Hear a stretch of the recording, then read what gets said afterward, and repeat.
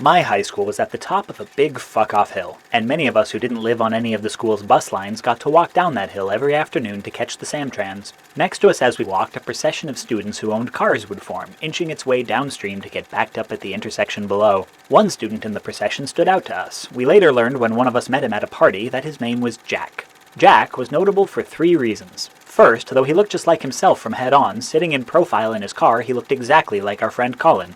Second, his car was a blue 1960s Volkswagen Beetle, but with a glass pack installed to amplify the noise from the tailpipe. So when you turned your head expecting a Hell's Angel to come up behind you, it was just Jack in his baby blue love bug. And third, because he glared at us. Jack was the angriest stranger I had ever seen. Once again, out of his car and at a party, he was apparently a pretty nice guy, but at 2:45 in the afternoon, stuck in traffic in what was clearly his mom's old hippie car, he would look out his window and sneer at us, eyebrows knitted and furiously blasting his Bengal tiger of an engine at anyone who made eye contact. And as he pulled ahead, making his way down the hill towards the stoplight, we would call after him, "Why are you so angry?" When I spend too much time on the internet and see people, mostly young men, spuming and weirdly directing an incomprehensible anger, I remember Angry Jack.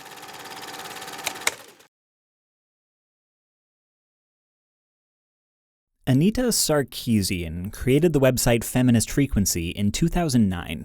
It doesn't even seem that long ago. The site was created to host video critiques of popular culture, primarily geek culture, through a feminist lens, following in the nerd feminist traditions of Buffy studies and the work of Lindsay Ellis, with early videos being largely critiques of sci-fi fantasy TV shows. Then, in 2011, in conjunction with Bitch Media, she produced the series Tropes vs. Women, analyzing 6 roles commonly played by women in television, movies, and comic books. Though the videos met with some expected resistance, they found their audience, and otherwise the internet by and large left her alone. She made several more videos for Feminist Frequency, including a look at the marketing history of Lego, and then, in May of 2012, Sarkeesian ran a modest Kickstarter campaign to do another round of Tropes vs. Women, this time focusing on video games. I warn you, if this is the first time you've heard of Anita Sarkeesian, it's about to get really ugly. And by necessity, this is only a very abbreviated account, but there's a full bibliography in the notes below the video. The campaign successfully reached its original goal in under 24 hours. By early June, it was 800% funded, had reached all of its stretch goals, and hadn't posted an update since the end of May. I say this because many have argued that what was about to happen was in some way deliberately provoked to create a success. So I'll clarify. Tropes vs. Women in video games was already a success.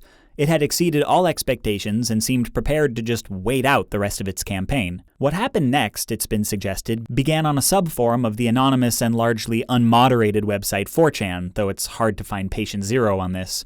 But somewhere on the internet, a finger was pointed at Anita Sarkeesian, and during her campaign's final weeks, she began receiving thousands of angry tweets and YouTube comments. She had her site DDoS'd, had her Wikipedia page vandalized with porn and racial slurs, and saw multiple attempts to have her campaign defunded and removed from Kickstarter. Many of these things were done by coordinated groups of people working together.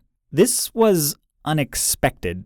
After a few days of this, Sarkeesian chose to document the harassment and post about it on her site and on her Kickstarter. Starting around June 10th, several news sites began writing articles about Sarkeesian's experience, using her posts as a primary source. This led to a huge uptick in exposure and, by extension, backers, and the campaign tripled its money before closing on June 16th.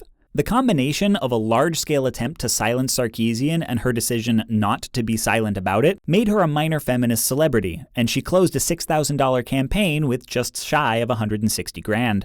In the 3 years since, this cycle has repeated and amplified dozens of times. An attempt to silence, followed by exposure of the attempt, followed by news articles and increased attention. And every time, her detractors go off and plan more elaborate efforts to make Sarkeesian disappear, essentially creating next week's Sarkeesian talking points. They've repeatedly tried to hack her personal information. They've sent her hundreds of highly specific death threats, some including the home addresses of her and her family, which she now dutifully screenshots and forwards to the FBI.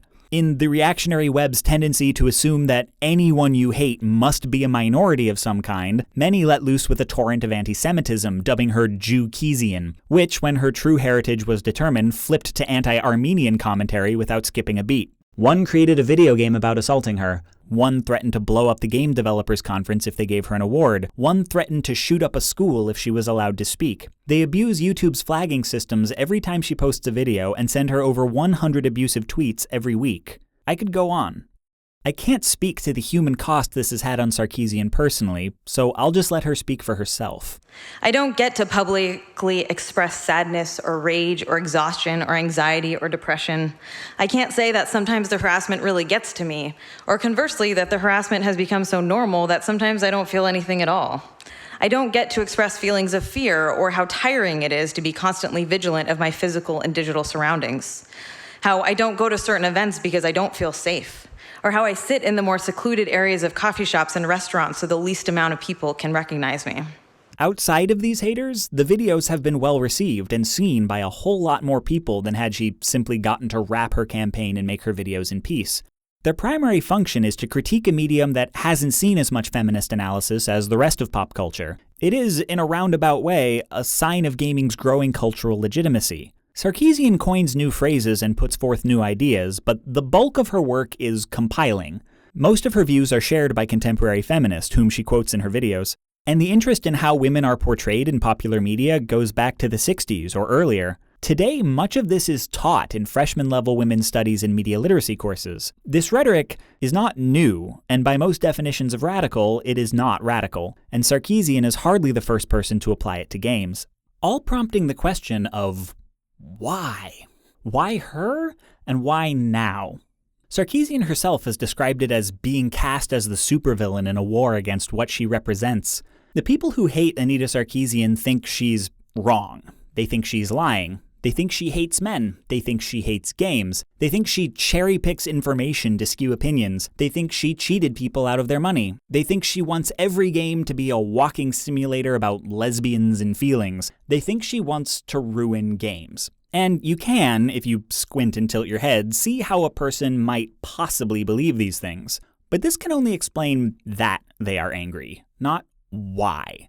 What is the nightmare scenario we're supposed to live in if Sarkeesian simply makes her videos? So what if she did want to ruin games? So what if I wanted to ruin games? That doesn't mean I'm capable of it. Can all this be explained as wanting to stop a heretofore largely unknown woman on the internet from being wrong about something? Why are they so angry?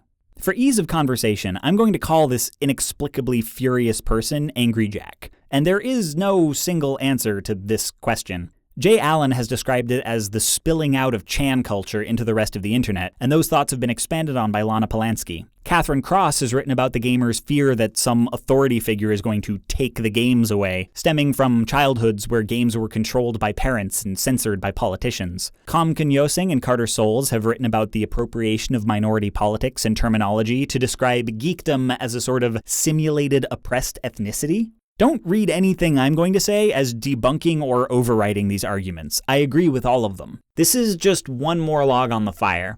The internet is full of angry Jacks, and Jack is not exclusively, but is typically male. He's also commonly white and or straight and or cis and or raised middle class, which is to say, he usually looks like me. And it is largely people who look like me in at least one of these ways that I want to speak to right now. To people who look like me, Jack is often a nuisance. To people who don't look like me, Jack is frequently dangerous, and I don't feel it's my place to tell people for whom Jack is a danger how they should think or feel about him. Though minoritized people are absolutely welcome to view this or any of my other videos and to hold me accountable to anything I fuck up. Also, Jack, if you're watching, I'm afraid I'm not here to talk to you either. I'm here to talk about you, though if you've made it this far, do please stick around. Because our question, why are you so angry, is probably something worth asking yourself. To answer that question, I'm going to have to talk about a whole lot of other shit, but bear with me. I am going somewhere with this.